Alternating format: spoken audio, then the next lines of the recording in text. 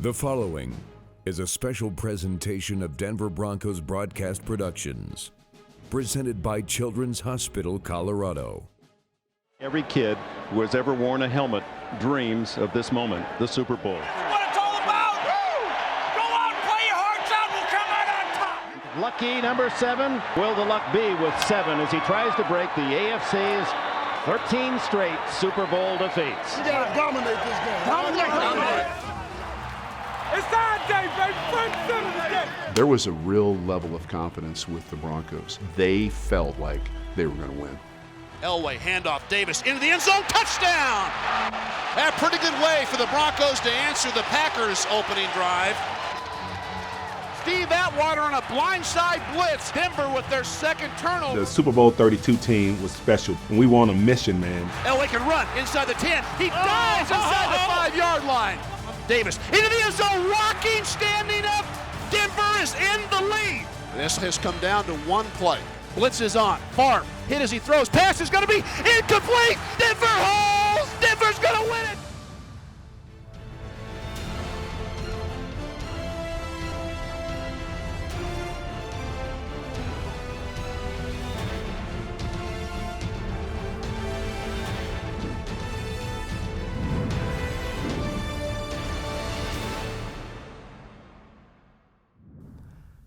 In 1996, the Broncos were dominant during the regular season, 13-3, an AFC West title, and the top seed in the playoffs.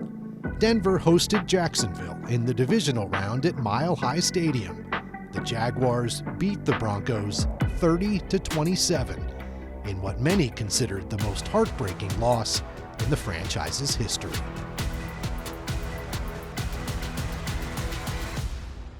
You really want to know how we felt? We were so upset.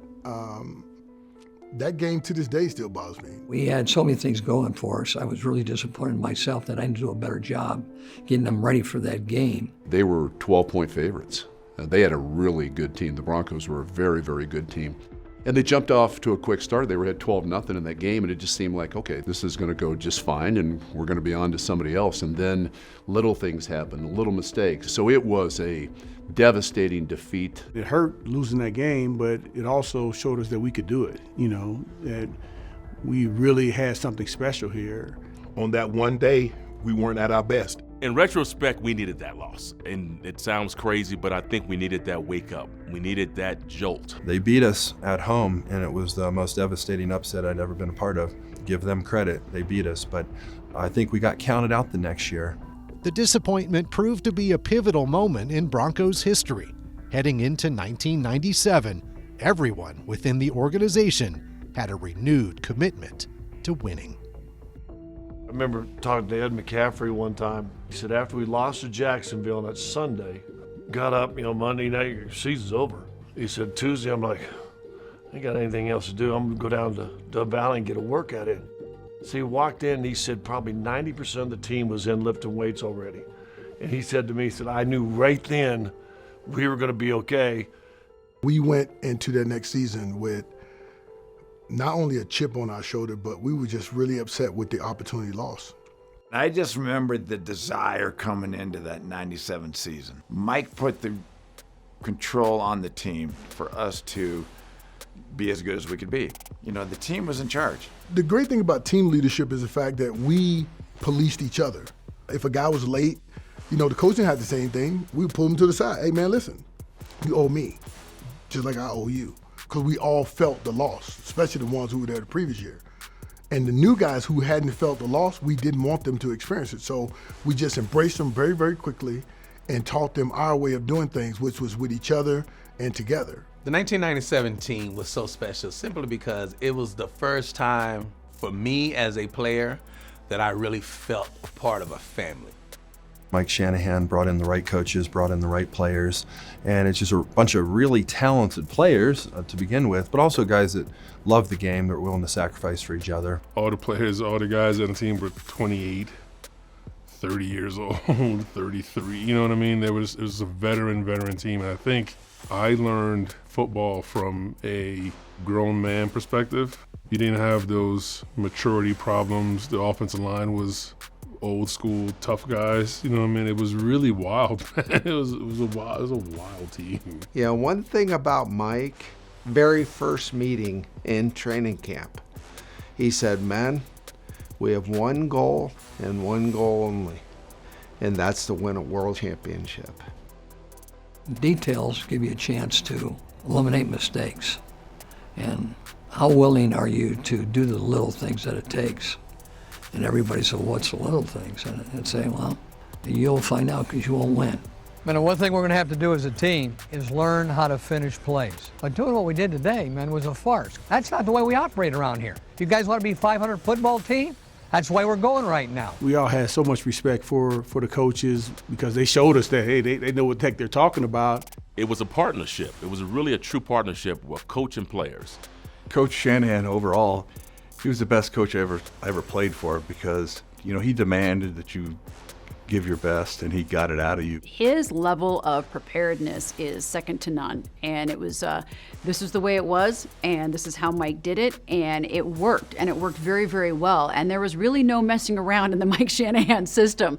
Players know when they got good coaches.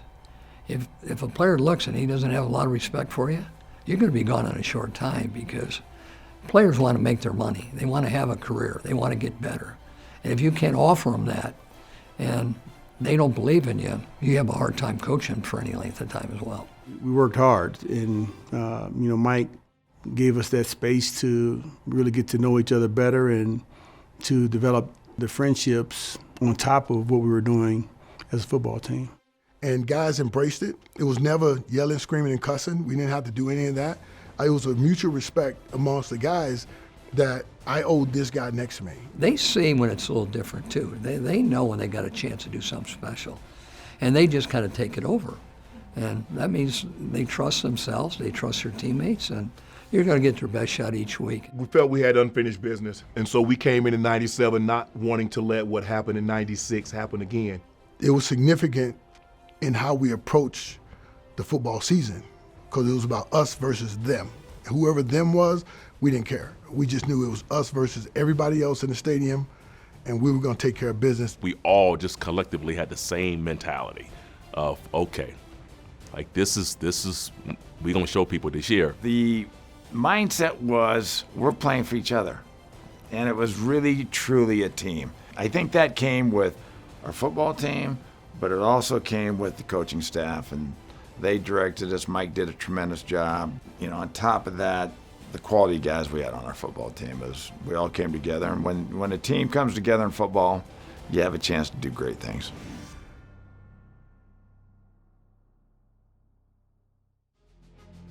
We now return to Super Bowl XXXII, the Revenge Tour, presented by Children's Hospital, Colorado.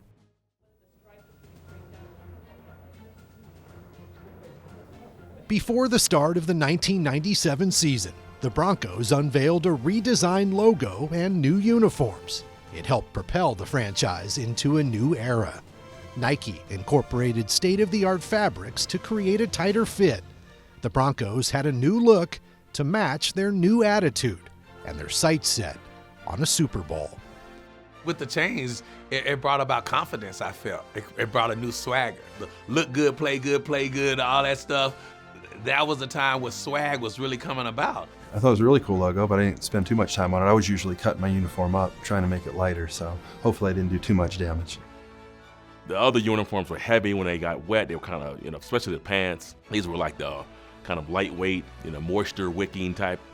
It just felt different. It just felt much better. When you put them on, it's like, oh, this feels good. Anytime you get something new, it's kind of cool. It's, to be the first team to kind of break that out and win a championship in a new uniform like that was so dramatically different. It's kind of nice that it happened, because it's the new look, because there's always the curse of the orange. Nobody won a championship in orange.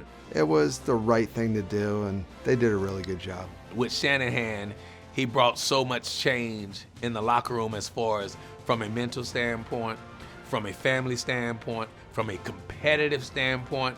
The new look, it was the same thing. To fortify his championship culture, Mike Shanahan made personnel changes at several key positions.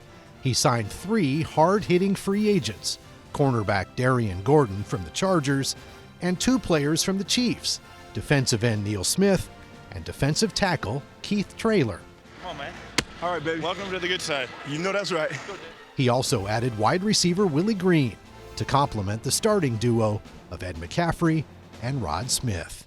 You could see that Rod Smith and Ed McCaffrey were two guys that had complete games. I don't care if you run the 3-step drop, the 5-step, 7-step, all different route combinations, took pride in how they blocked in the running game, as well as taking pride on every route that they ran. I didn't really know I was going to be a starter in the offseason. My offseason was the same. My offseason was, go to work and make this football team. Rod, obviously stepping up, he'd already shown everybody in practice that he was going to be the man. But Mike really showed a lot of confidence in him by releasing one of the great receivers that we had, Anthony Miller, and showing Rod that, hey, we're behind you, we believe in you. And I think it showed the locker room as well. We're going to play guys that do what we want them to do. It doesn't matter where you're drafted, doesn't matter how much money you make. To get the kind of announcement that you're penciled in as a starter. Nothing's ever in ink in the NFL. It's always in pencil, right? I just knew I owed every guy. There was just so much excitement, and I just feel blessed to have been part of such a wonderful team, but a wonderful time in Broncos history. We were the first team in a very, very long time that we were a complete team. Well, at that time you didn't know it, but you had Hall of Famers at left tackle with Zimmerman, quarterback with Elway, tight end with Sharp, running back with Davis. Atwater's a Hall of Famer. We had leaders all over the place. Alfred Williams, Bill Romanowski, Ray Crockett, John Mobley. Definitely we had to put in the work, but it was easy because we had just a ton of guys that knew what they wanted to do and knew what the mission was, and we all bought in. Different personalities, guys that probably wouldn't hang out outside of the team, but once they were on, in the locker room or on the field, you thought they were best friends. When you have good players, other players know. They know on how they handle themselves, how they practice, how they play in a game, attention to detail in meetings.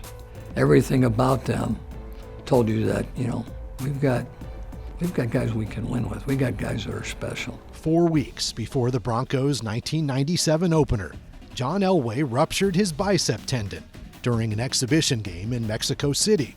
While it seemed like the Broncos season might get off to a slow start, Elway recovered quickly and started Week 1 against the Chiefs. I feel real good about this one.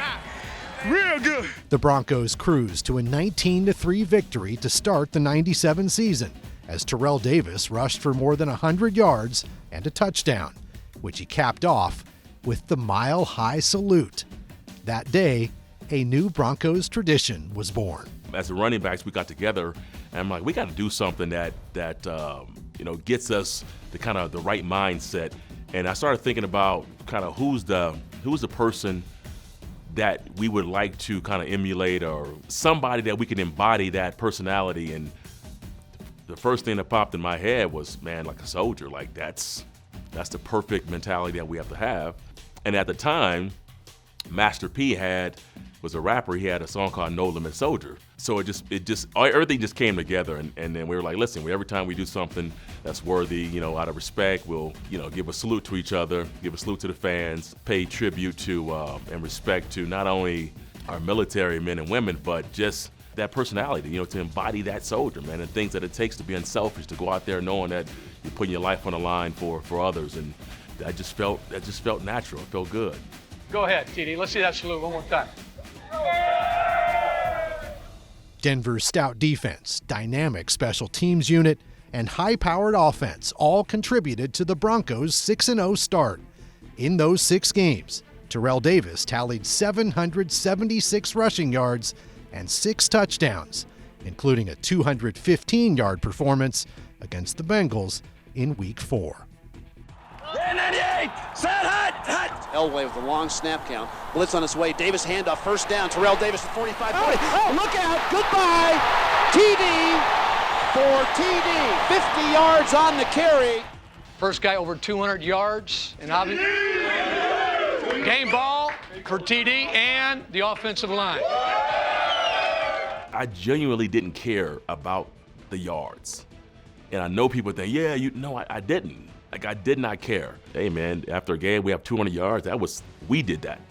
Like, we did that 200 yards. You know, the offensive line is always the unsung heroes. You know, Tommy Nalen, Gary Zimmerman, Dan Neal, Tony Jones, they were the heart of our football team, because, especially offensively, because everything we did was built off the running game. Had Howard Griffith, our fullback, that was, doing his thing. We had Shannon and Ed blocking and Rod blocking. You know, we were a dominant football team.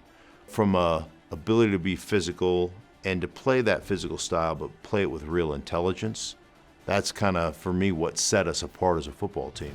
Mike and his staff did a really good job of marrying the run game with that play pass game, and I think that's an art. I think it's essential to really good offenses. It was a combination of power, and it was a combination of finesse. And here's the thing: we let you choose what you want to get. Do you want to get beat up physically, or do you want us to run the score up on you? Because literally we could line up, we could go 2 tight ends and empty the backfield and throw it. And then, of course, they would put nickel in, then we would line up in 2 tights and run the ball down the throat. Shannon would be on the field, hey, if y'all stop Terrell, we'll throw the ball. He would literally tell teams, if y'all stop Terrell, we'll throw the ball. But unfortunately, y'all ain't stopping Terrell, so he's going to probably end up with 200. It was simple for me. Mike and Kubiak and my team, they gave me my assignment. I have an assignment. We all, 10 other players on that field have an assignment. I just got to do my job. If I do my job, I know that if they give me the ball 20 times a game, 20, 30 times a game, that means they trust that I'm going to do something with the ball. Didn't matter if I scored 4 touchdowns or I scored no touchdowns. It didn't matter to me. The only thing I cared about was playing for those guys out there, and ultimately, whatever that scoreboard said, we're winning the game, and that's all that mattered.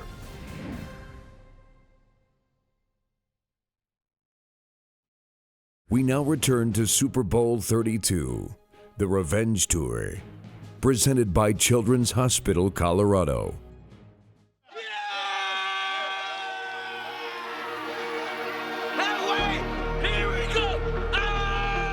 The Broncos' first loss of the season came Week 8 on the road in Oakland.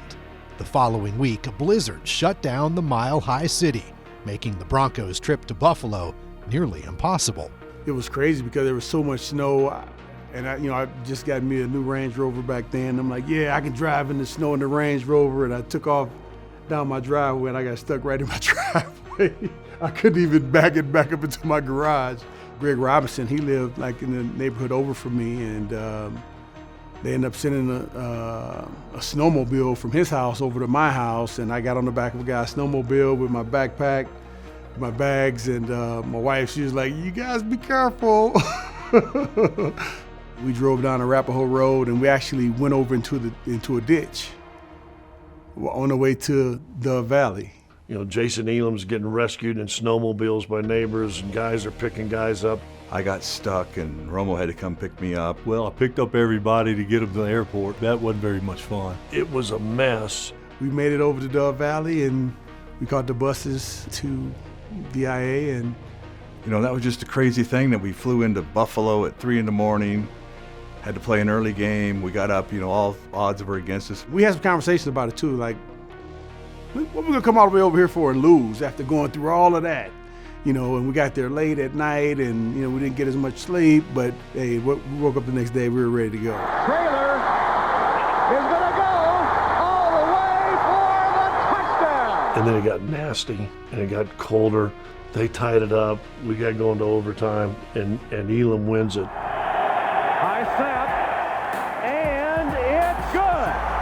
Jason Elam wins the game. We were under adverse conditions, the weather, the time, the lack of sleep, and we had every excuse to go to Buffalo and lose that game. And everybody would have said, hey, we understand. But guess what? We weren't taking that. Be able to go through the conditions they went through and win in Buffalo. It spoke to the gumption of that team, the moxie to make that weekend happen like it did from everybody's standpoint. I think that was a galvanizing moment for us as well. It was a moment where we realized that we could write our own destiny. 2 home victories over the Seahawks and the Panthers showcased John Elway and his deep threats and the explosive punt returns of Darian Gordon. He's already brought one back, and he's going to bring another one back. 75 yards this time. The Broncos were 9-1 when they faced their biggest test to date, a trip to Kansas City's Arrowhead Stadium. You know, they kick a 54-yard field goal with, a few seconds on the clock, and it's a game that we knew that we felt like we gave away. And to win championships, you got to win those games. So I think it was a good example for us. Let's put that out of our minds. Let's focus on the next week. And, we took care of business when we had to. You talk to a man on our team, everybody felt the same way, that we play them again, we're going to beat them. Whether we play them here, Denver, doesn't matter. We're going to beat this team. After a tough loss in Kansas City, Denver's defense bounced back and held the Raiders to just 3 points the following week. Next, a trip to San Diego, where Steve Atwater scored the first touchdown of his career. Drops in the pocket. Pressure. Smith may have deflected the ball. Going to be intercepted. Atwater, 20, 10, 5, touchdown! That's the 6th defensive touchdown of the year. At 11-2, the Broncos sat atop the AFC West, but a trip to Pittsburgh led to the first of 2 consecutive road losses. Anytime you play Pittsburgh on the road and you play San Francisco on the road, and you don't play your best football, and you could see it when we looked at that film saying, guys, we play like this. If we do get to the playoffs, it's not going to be long. And our football team made a commitment then, going into our last game, that, that not only got to play good, but we're going to play exceptionally well, so it can hopefully last us till once we get into the playoffs. The Broncos were suddenly in second place. To make the playoffs, they had to win their final game of the regular season. Plenty of time. Elway pumps, looks for Smith. Touchdown! As fate would have it, the 38-3 win meant the Broncos would get a shot at redemption and host the Jaguars in the wild card round. It was a revenge game for us. I put a picture of Mark Brunell on my gym door, and every day walking in, I would punch it. Playing them in the first round, there was no chance that they would beat us. The disappointment of the year before, I think, set the stage for what was fixing to happen. It's almost like they were going back and we're cleansing past sins. And so we kind of coined it the revenge tour. We owe them badly, and we're going to get our comeuppance. There was a belief, I think, if the team got that monkey off their back, we were going to win a Super Bowl. We were going to try to hang 50 on them. What happened here 51 weeks ago, the local folks call it the darkest day in the storied history of this Broncos franchise. That's how stunned they were that Jacksonville came in and upset the 14-point favorite Broncos. This is what we've been working for since April. Let's go out, have some fun, play like we're capable. Respect, redemption, and revenge all in play today. We worked 16 weeks to get to this point. This is our game. That's right. Whatever it takes to win, win. I think a great deal of pressure is on the Denver Broncos today, and they have talked the talk, and what we're going to find out today is whether or not they're capable of walking the walk. And Elway sends it to the open man. McCaffrey makes the catch, first down. They give it to Davis and finishes it. That was classic. What a great drive. Elway guns it over the middle, and it is Rod Smith, free and clear. Touchdown Denver. Terrific read by Rod Smith and John Elway. With 21 unanswered points in the fourth quarter, the revenge tour was in full swing. We dominated them. That was a thorough, taken behind the woodshed sort of moment. It still didn't wipe the sting away from the year before. It really didn't. But there was some satisfaction in running them out of the building. We were able to play a great football team, and we got it done. I'm really proud of everybody in this room. Once you get in the playoffs, it's one game at a time. And so, we knew we had plenty of incentive with Jacksonville coming in the first round. So, we took care of business there. That was a team that we knew we had in us. The revenge tour is what it was. That's what it was. Because we had them, and then Kansas City, and then Pittsburgh. Enjoy your win, relax, but we're coming back, and we got one mission.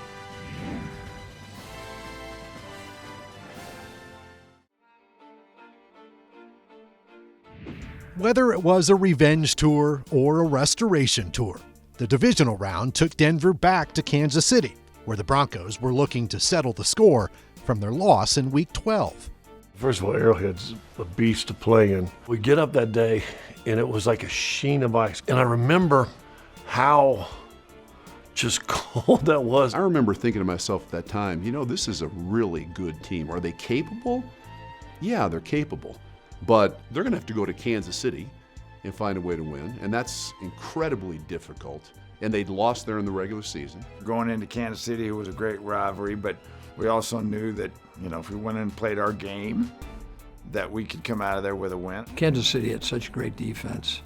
They hadn't given up a rushing touchdown in their stadium for well over a year. I was certain that it was going to be a low-scoring game, not because of the conditions so much, but because I knew both coaches, right? And Marty Schottenheimer believed in the running game, believed in low-scoring games, believed in field position, wasn't going to take many chances offensively. One heartbeat and one victory. No! When you play somebody like that, if you don't give them the game and you force them to win the game, you get a chance to stay in the game. We play them twice a year, every year, so we knew everything they were about, and we just went in there and played tough. Has to eat it as Neil Smith, the former chief, here's that famous home run swing. 3rd and 7. Elway complete and wide open is Rod Smith, and Smith is on his way. Handoff, Terrell Davis left side, dashes into the end zone, touchdown Denver. Gerback now fires it late in the zone, touchdown! Kansas City takes the lead. When we were down, I don't think that took anything away from our confidence. You know, we had a great quarterback again, great running back, great offensive line, and defensively, we had playmakers all over the place. So we felt confident in what we could do. Mike played exactly the way he wanted to, knowing that the Broncos defense, given how Marty wanted to play, was fully capable of holding up, and then you just have to find a way to make some plays late in that game and win a low-scoring game. Wide open McCaffrey. Eddie Mack inside the 10, inside the 5, to the pylon. Is he in? No, he's waved out of bounds inside the 2-yard line. Davis right side, Terrell squares his shoulders into the end zone. Touchdown, Denver. Gerback, this is 4th and 2.5. This is the game. Slant! Mike did a tremendous job of managing games to where, you know, we were able to get out of there with a victory 14-10. And that's what the playoffs are. You got to battle through those. Gerback, plenty of time into the end zone. Pass is going to be knocked away. Incomplete. Incomplete. The Bronco defense holds. We beat a heck of a football team, but this is not our goal. Man, this is not our goal. This is a step. You enjoy it.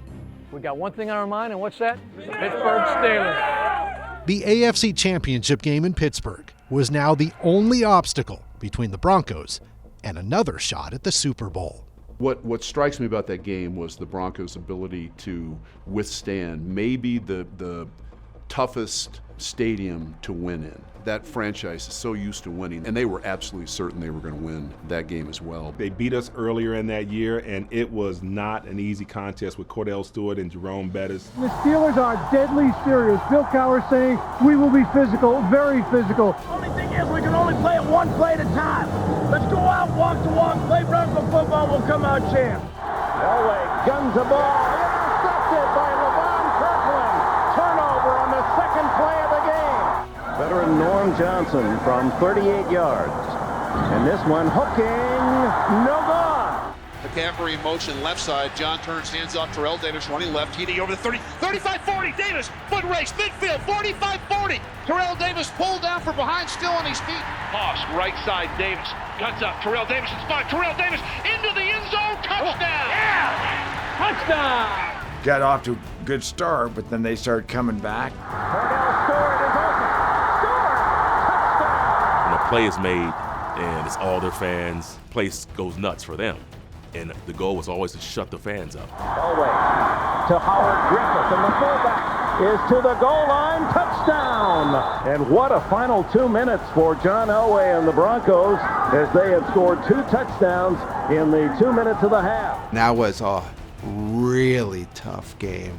Physical game for me personally, physical for our defense. It's going to be a long day for somebody. The defense came up with some big turnovers. Cordell made some bad decisions with the ball. During the season, we were probably about 12th and 13th in the league on defense. Look at what happened at the end of the season when we shifted to the playoffs. They literally dominated the playoffs. Our defense came to play down after down. They was hitting people in the mouth. You couldn't run on us and you couldn't pass on us. And they made plays. I mean, different. It was a different guy every time. When somebody made a play on defense, it looked like a bunch of 12-year-olds in backyard football. They were freaking hyped. We were hyped on the sideline. Eludes the rush. And then the second hit, a fumble. And at the end of the third quarter, the turnover. Is a classic battle. You know, just two teams going at it, and kind of whoever has momentum late in the game, they started coming back on us, and it was hard to stop them at that point. And so we felt offensively we can't put our defense in that position right now. So it's up to us to keep this ball. We were able to make the plays late, pick up some crucial third downs late. When we finally beat them, and it was a battle all the way to the end. But I remember, you know, Shannon caught a pass. I call it the greatest third down play in Broncos history. Late in the game, John calls a play in the timeout, and Pittsburgh started to get all the momentum. Shannon goes, John, we haven't run that play since training camp. John looked at him and said, go down 7 yards and get open, I'll throw the ball to you. Elway's in the gun. John throws, pass caught. First down over the 30-yard line. Shannon Sharp. First down, Denver. Biggest first down of the year. Elway to Sharp. Oh, baby. You know, you got two Hall of Fame players that basically draw up a play in the huddle. You know, having played with John for the years that I'd played with him, he knew me in and out. He knew where I liked the ball. I knew where he wanted me to be. And so it was kind of like a match made in heaven, and everything just worked out. Wait, is this game over? No, it's not far from it now. Not far from it. We found a way to win, but we had to do it the hard way. We had to play more physical than they did. You know, I played the Steelers a total of 9 times, and I was 0-9. And for me personally, to get one win against the Steelers, the great Steelers organization, for a chance to go to Super Bowl, you wouldn't believe what that trip was like on the way home, man. That airplane was lit. They used to call me Crazy Al. Go ahead. But now they call me Batman.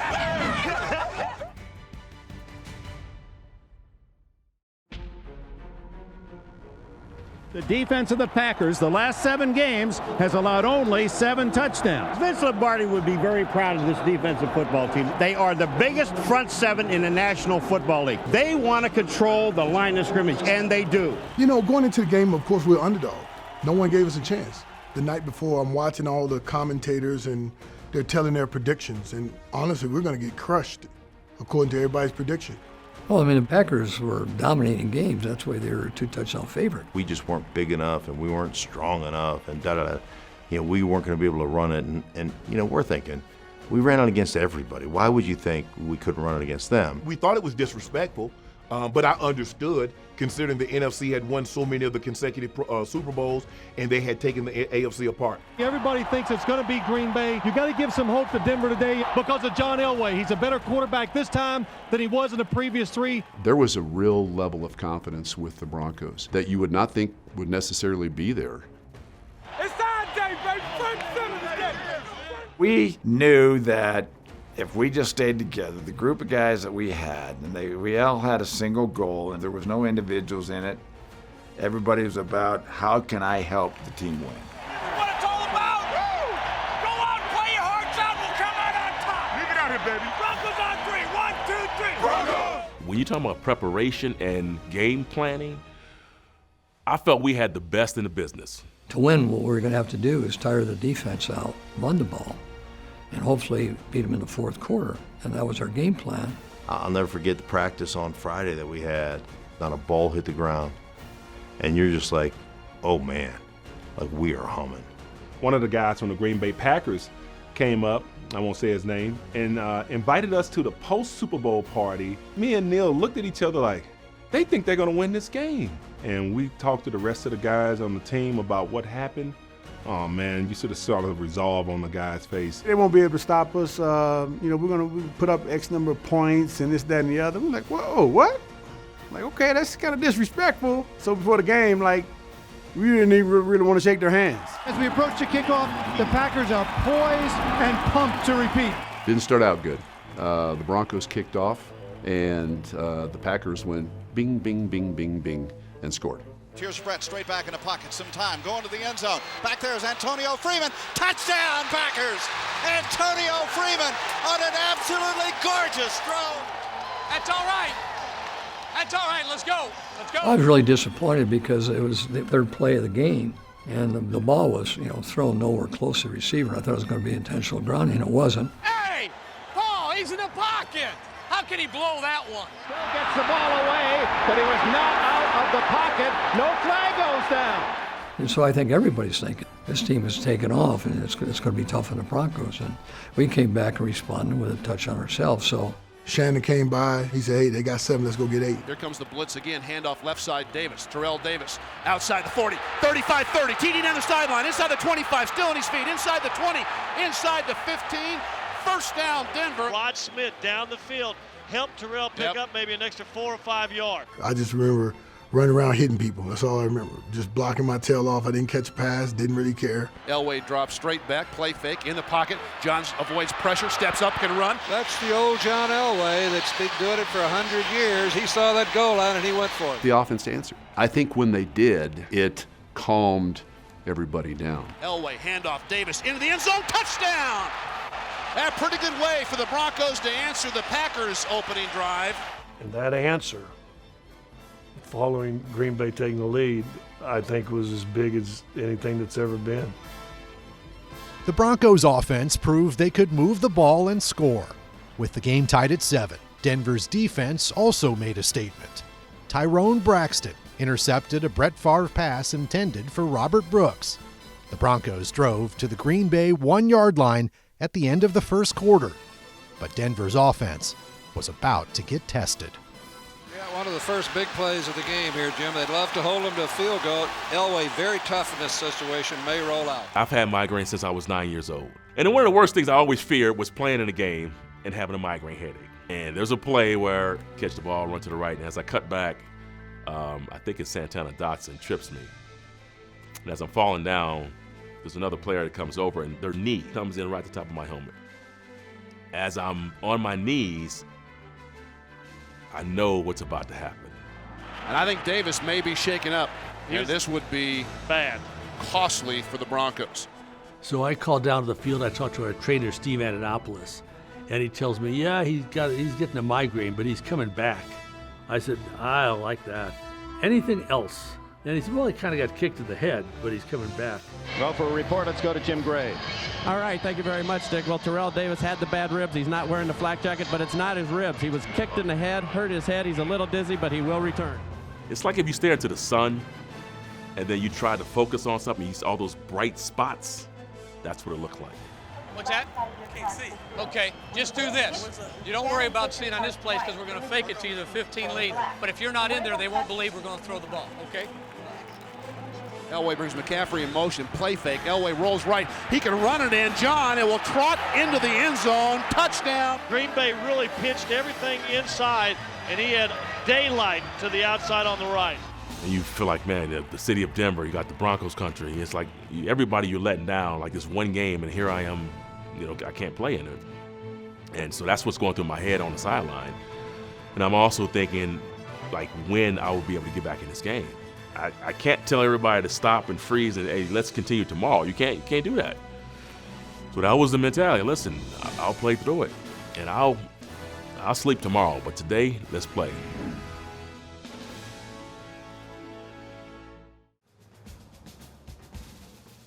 This team is not better than us. They're not even good. We're letting them let their thing on. We never seen it wrong. Look, when you get back in the game, man, we gotta make a statement, man. The approach was to know what they were doing, and we got that from watching a ton of film, a ton of film study, noticing where guys aligned, what their tendencies were, having some pressures in there, disguising our coverages. Steve Atwater on a blindside blitz. Hit Brett Favre in the middle of the back. The ball squirted out, and Denver with their second turnover of the first half. I knew Greg was going to call that blitz at some point. So, like, from the first play of the game, I'm up in the hole faking it like I'm blitzing, then I'll go back. Faking it. I did that a few times, and then I remember when they finally caught it, I tried to make it look just like I was faking it, and then I came and nobody even blocked me. Turnovers always make a difference in the game. Better than big hits, better than sacks. Yeah! Get the ball. Ball free. Ball free. That should be the Broncos' ball. If you don't have Steve Atwater playing at that level, we're not even in the game. But I expected our defense to play that way. And I expected Steve to play that way because he plays that way in every game. The Broncos capitalized on Steve Atwater's strip sack with a 51-yard field goal by Jason Elam to go up 17-7. But the Packers cut the lead to 3 by halftime. Right to the end zone. Touchdown by the Packers.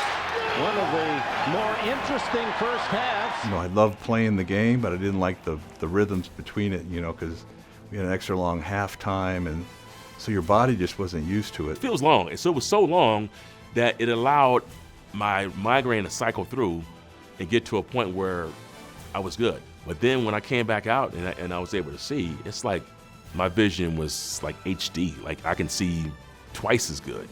Oh man, that feeling of running back on the field was like, thank God. World Championship, 30 minutes. With that first half going back and forth, I think our players gained confidence as the game went on, and I think they had a good feeling. Terrell Davis, it'll be a critical whether Davis will return after a big opening quarter. And they're coming out, and I was so excited that I fumbled on the first play. I bet you they slip it to Davis on the first play. And the pitch goes back to Davis. Through the line, gets a couple of yards, lost Fumble. the ball. I was so excited I forgot to hold on to the ball. Yeah, that was not good. He fumbled and just going, did I do the right thing? There's something wrong. The Packers have the ball. First turnover by the Broncos. Throws deep down the right sideline. Pass is going to be intercepted and dropped by Steve Atwater. Oh, mercy, mercy. I went up to catch it, and I started looking back the other way, and it just went through my hands. Man, it was right there. That could have been a big play. And you can feel the size from the Denver fans all the way here in San Diego. Well, that's the reason why they play defense and not receiver, because they don't practice that very often. Despite 2 potentially costly mistakes, the Broncos defense held Green Bay to a field goal. With the game tied at 17, Elway put his body on the line in what became one of the most iconic plays in Super Bowl history. 11th play of this drive that started back at the Bronco 8. 3rd and 6, Elway shotgun. Packers jumping around, they rush 4. Plenty of time for John, now squeezes, steps up in the pocket. Elway can run inside the 10, head first. He dives inside the 5-yard line. My goodness. You want to tell me the 37-year-old man doesn't want to win this game? Man, oh man. That sacrifice. He threw everything he had, embodied everything he had. His whole entire career was into that one moment. And he did what we expected him to do. But that's the type of player John was. I mean, he would always tell us, that's what I'm paid for. You guys call the game, and when it's not there, I'm paid to make plays. That's my job. 2nd and goal from the 1. Elway, Davis to the end zone. Touchdown, Denver! You're sitting there thinking, okay, good drive by Denver, but I know Green Bay is going to come back, right? It was a heavyweight fight. Now Favre straight back in the pocket, looking, that arm. Touchdown for the Packers to Freeman to tie the ball game. Just keep coming! Keep coming! In the fourth quarter, tied at 24, Denver's defense forced back-to-back punts. The Broncos' offense involved everyone in the game plan, and that combined effort earned Denver its first Super Bowl title. Griffin inside the 25, gets a block inside the 15. Griffin inside the 10-yard line. I'm going to tell you what, Brian Williams, that's Ed McCaffrey that just tattooed you and allowed that thing to go down another 15 yards. You could visibly see the Packers in the second half, the defense of the Packers, and in particular the defensive line. They were just out of gas. 2nd and goal from the 1. Davis into the end zone, rocking, standing up. Can you say Denver is in the lead? I said to myself, they've got 2 minutes to win the game. Play like you always do. A lot of blitz. Yeah, whatever you would do normally. Steve, of course, knocked Randy Hilliard out. He knocked Robert Brooks out. He knocked himself out. I think if the ref would have been over there, he'd knocked the ref out. But he was willing to sacrifice himself for the greater good of the team. Steve could have took the easy way out. Instead, I'm laying it out for my brothers, So when you get those kind of moments, you feel it. The dedication guys had in that game, I mean, you could see it in what John did, and you could see what Atwater did. So, I mean, we had a lot of heart that year. And 38 years without a championship in football has come down to one play. This is it. 4th and 6 for the 31. Blitz is on. Farm hit as he throws. Pass is going to be incomplete. Denver holds. Denver's going to win it. It just, honestly, it just erupted. Like all the weight from the previous years, we got to throw that monkey off our back and really just embrace each other. There was general euphoria, a word that is often overused, but not in that case. There was general euphoria on the sidelines. When Mobley knocks down the pass to Chimura, and you know right now we're going to win, and we're kneeling on that ball, instantly your mind goes to Elway. And I never worried about taking a snap, but I was worried about taking this snap. And I told Tommy Nalen, I said, Tommy, I need to make sure we get this snap to me because we cannot afford a fumble. I remember looking up at the clock and looking at John and looking at the clock and looking at John, and that last second just took an eternity. I could literally see the pixels slowly changing. That moment for me is frozen in time. Think about it all the time. This will be the sweetest kneel down in John Elway's career. Go ahead and salute him, Denver. And to be able to do that against a team that's favored by 14 points and do it the way we did it, you had guys in that room that said, we're going to find a way to get this thing done. And it's hard to find a group of men with that much character. As your mind is cycling through all the things that trophy represents, the history of the trophy, the relationships, that season, you start to think that nobody can take this away. Like, this is not going anywhere. No matter what happens, this is forever. When I saw the trophy was ours and it's getting passed around, at first I was just in awe of it. I literally was almost afraid to touch it. It was almost like this mythical figure that you always wanted to have in your possession. Beating the Packers in 16 years in the National Football League, that was the greatest high of my life. It was just amazing to be part of that group and to know that this community loved us and we loved on them back, and that's what was so special, man. Winning that, man, it's just always been love. It's always going to be love. Broncos country, we couldn't have done it without them. Man, they've been through the ups and downs right there with us. They've been supporting us through the good times and the bad, and to bring that home for them, that was big.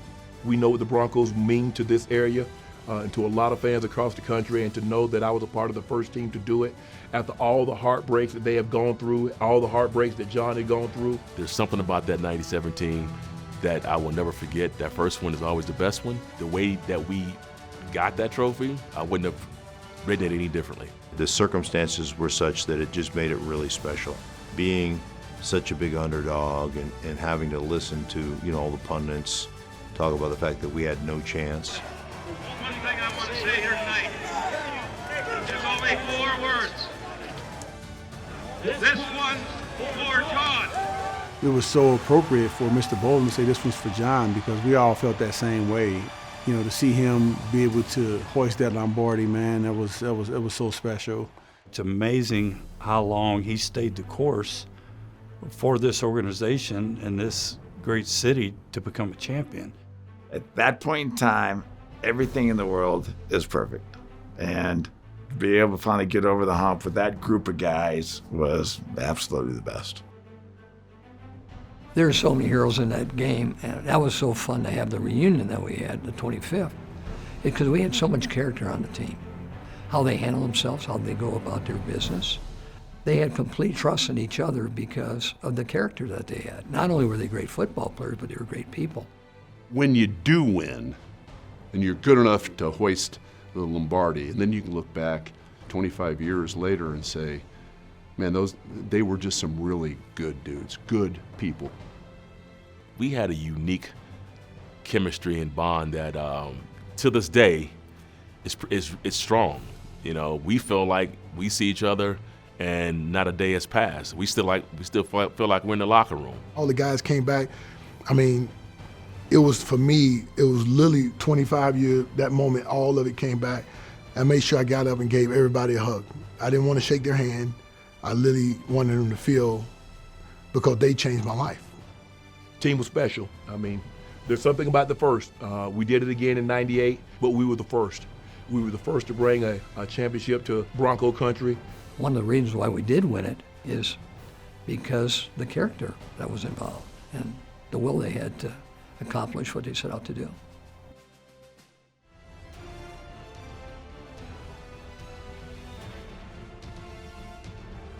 This special presentation of Super Bowl XXXII, the Revenge Tour, was presented by Children's Hospital Colorado.